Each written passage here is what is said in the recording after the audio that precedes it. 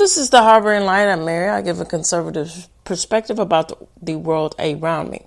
Feedback is immensely important. Feel free to reach out. And the best way to do that is through email. And I'm pretty much on all of the podcast platforms. I mean, even on Apple Podcasts, so it won't be hard to find me. And on YouTube, feel free to fill up those comments, like, and share. It'd be greatly appreciated. And if you fancy, subscribe. So, the topic of choice here is all about food traditionally eaten for New Year's. Here we go.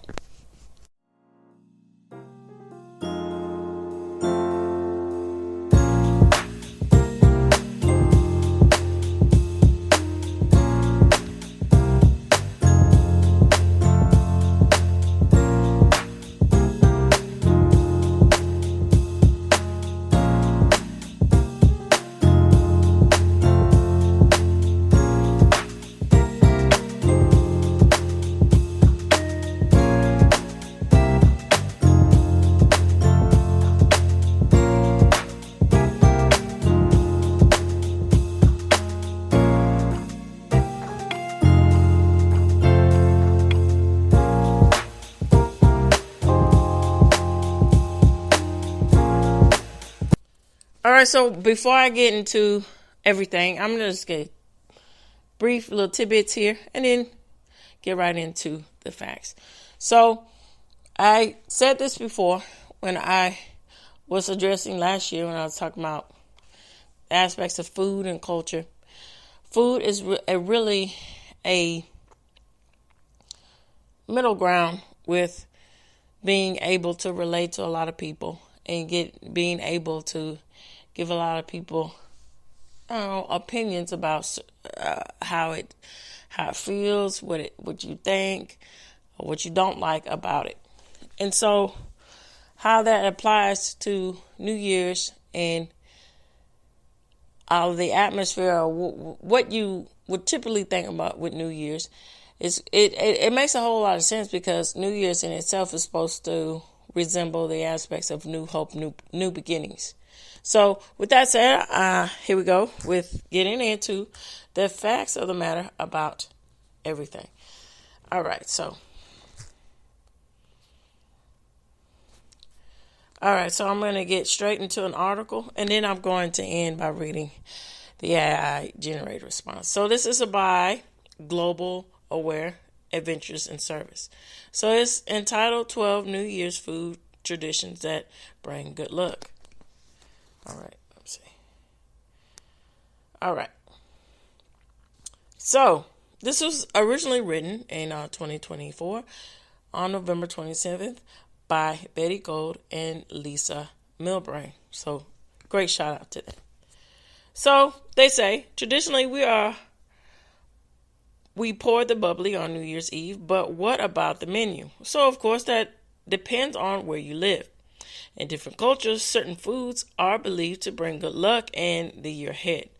These New Year's food traditions from around the world have unique meaning and are all worth considering, putting on your menu as you set your intentions for the new year ahead. So, where does the aspects of eating black eyed peas on New Year's come from? So, traditionally, from what I understand, this was a southern thing, but let's see what they have to say on this. So, brunch or cabbage on New Year's Eve. Adding these good luck foods to your party plans are a delicious way to say, see ya in the old, get out the old and go on into the new year. The lucky new year is. So, pork. Ham is often a holiday centerpiece, but pork is specifically thought to bring good luck on New Year's Day. So why is pork a New Year's food tradition? So first, it has to do with the way pigs behave differently than other animals. So according to some theorists, while chickens and turkeys scratch backwards, a pig buries its snout in the ground and moves forward in the same direction. You want to head in the new year. Another reason is logistics. the way, the location, and so forth, because that, let's see what they have to say. So pigs are traditionally slaughtered in late fall, which makes pork an ideal choice to set aside for celebrating the new year. Finally, pork and cabbage eaten on New Year's is a German and Eastern European tradition brought to America by early settlers. All right, cabbage. Right alongside the pork is often the sauerkraut or some form of cabbage. This tradition also hails from Germany and Eastern Europe and is rooted in simple logistics. A late fall. And this is really complementary to the aspects of, as I said on, excuse me, I'll be right back.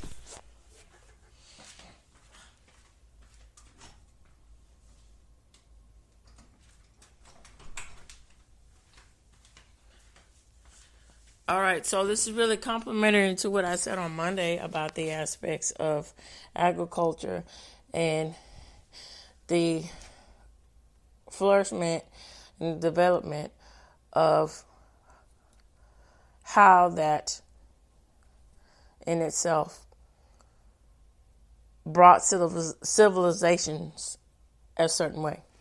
So, with that said, let's get into what they are talking about when it comes, the rest of everything and what they're talking about when it comes to cabbage here.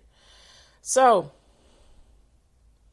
a late fall harvest coupled with 6 to 8 weeks with the fermenting process means that sauerkraut is just about ready when New Year's rolls around. So practicality there you go. So cabbage on New Year's is also steeped in symbolism.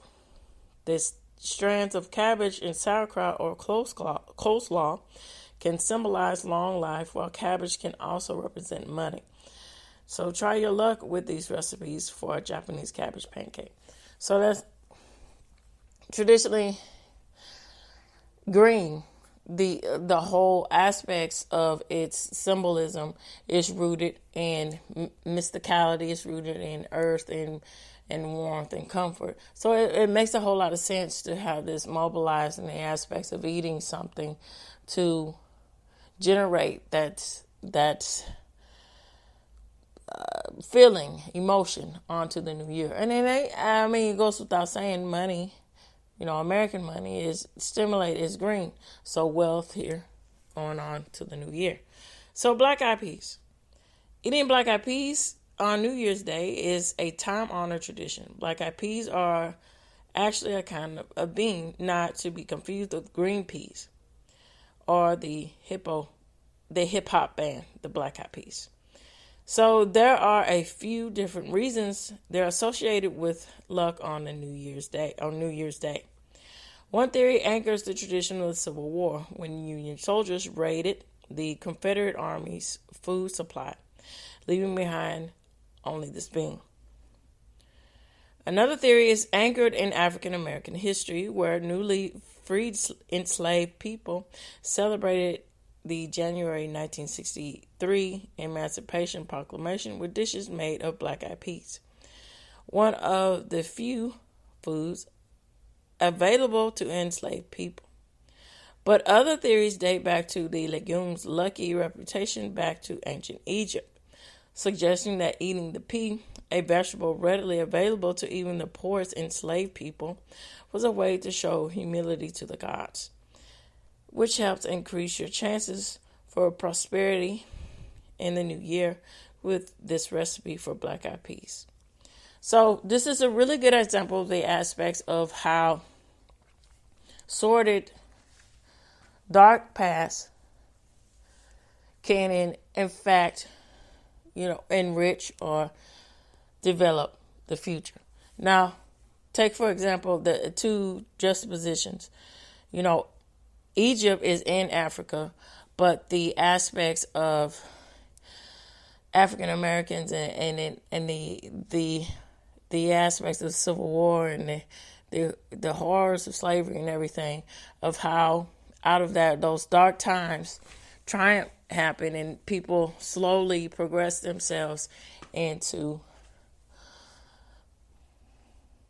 being their own person, being their own individual selves. And out of this is rooted a lot of different traditions came from it. It's quite interesting, going back. I talked about this before of how what was considered, poor or lowly is, the new sheep. And a really good example of that would be the po' boy here. Because traditionally, po' boys were eaten by the working class or lower class, and then how it is re-established into something completely new. And then how, it's just great to see how this tradition turning anew can really cultivate itself if you allow it to different generations here. All right, so greens. Black-eyed peas naturally go hand in hand with greens as a great combination. But greens themselves are known to be lucky for the new year. So why do people eat collard greens on New Year's? It is about the color green, which is, common sense here, with symbolism, which symbolizes money and prosperity. Also, according to some traditions rooted in the South, greens can be hung by the door to ward off an evil spirits, that they come your way. It can't hurt you, right? Here is a collard green with bacon recipes. If you're interested, I'm gonna skip ahead on that. But if you're interested, feel free to get into depth on that. I will have the source, of course. All right, so rice.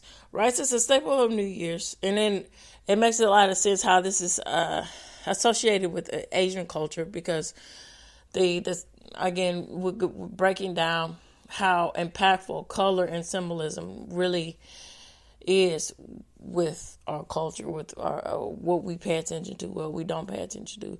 So in the Asian specific cultures, white is a symbol of purity, and then of how that means something completely different versus Eastern philosophies here. So rice is a staple of New Year's celebrations in Asia and in the South, where it's paired with red beans for Hoppin' John, which is served in New Year's Eve and New Year's Day to bring prosperity and luck. It is associated with prosperity and good luck, and also in India with South Asia. It is believed it can take away bad omens. You could try a simple red beans and rice recipe, or serve it up in the Asian style with chicken congee. So cornbread, one thing that many of the lucky New Year foods have in common.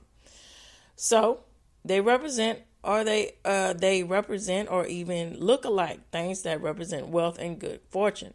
So cornbread's golden hue and often round shape, especially when made in a cast iron skillet, represents gold, an obvious representation of good fortune in the new year. Corn spoon bread includes both cornmeal and fresh or frozen corn kernels for extra corn goodness. Or try blueberry sweet corn shortcake, which is a sweeter way to get this in an alternative fashion. All right, lentils. Now, lentils are a legume that is often served in the Italian households, and their legend is rooted in prosperity. So the round legumes look like coins. So for New Year's Eve, nutritious lentils are traditionally eaten after midnight, along with pork and sausage. All right, fish. Fish is another common dish on plates around the world on New Year's Eve. Especially in cultures closer to the water. So, for example, in Scandinavian countries, herring was considered a aspects of good fortune. So, especially the silver-scaled fish called to mind the value of money. So, herring was heavily traded, and it was also essential to the country's prosperity. So, eating a herring was a way to hope for a good catch in the months to come, because herring had unpredictable migration patterns. And a good year didn't necessarily indicate the next year would be so successful. All right, excuse me.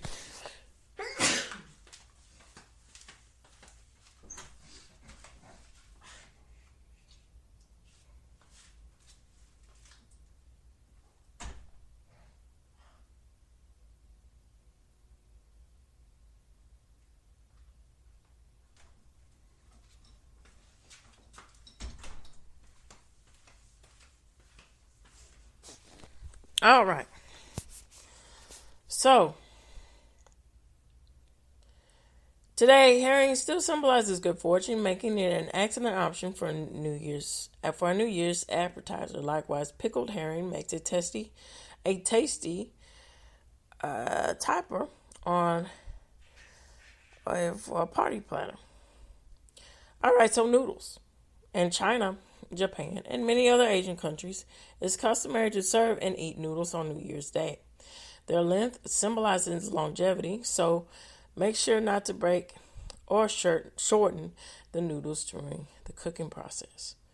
So, it's also the aspects of serving it with soba noodles and sesame stir-fried noodles, or try with udon and served with beef or zucchini. Grapes and other fruit. In the Filipino culture, New Year's Eve is traditionally celebrated with 12 types of fruits. And, it makes a lot of sense with the aspects, again, where you living near water and in the tropical climate, it just makes so much sense. They choose 12 specifically to symbolize each month. So Filipinos tend to prefer round fruits, but mangoes and watermelon also make the cut. In Mexico, grapes are eaten at midnight to symbolize the year ahead. In China and other Asian cultures, oranges are prized for their round shapes and gold-like hue as a representation of good fortune. Throughout the world, pomegranates, a symbol of fertility, the bedrock, that's the Romans here, the Greeks, they are personified, they are associated heavily with pomegranates. All right, so a symbol of fertility and birth are eaten at the new year. So a jewel stone slice or pomegranate around almond toast is an easy and very delicious way to start the new year on the right foot. Dumplings. Dumplings are a pan-cultural holiday favorite, with every country having their own version of this. So dumplings are a big part of the Lunar New Year celebrations, as their shapes resemble money bags. So you're encouraged to eat plenty of dumplings to help bring up wealth and good fortune for the new year. P.S. These turkey and scallion dumplings make good use of leftover holiday turkey in your freezer. And that's a good tidbit. And it's quite witty too. All right, to end, champagne. The piece de resistance here. So champagne has been linked to New Year's since about as early as the Roman Empire, but the 1800s was when it really took its cork and popped right off, as people linked it to good times and prosperity. So, of course, you can always raise a glass to the bubbly. All right, so let's get into the AI generated response here. All right, so it says roughly here, and I'm going to rehash what I said. So on New Year's Eve and day, people around the world observe diverse food traditions believed to bring luck, prosperity, and good fortune for the coming year. So these customs often involve symbolic foods such as long noodles or longevity, legumes for wealth, and specific pastries or dishes tied to cultural heritage. So in the American South here, Hoppin' John, a dish of black-eyed peas, rice, and greens, is traditionally eaten for good luck, with peas symbolizing coins and the greens representing money.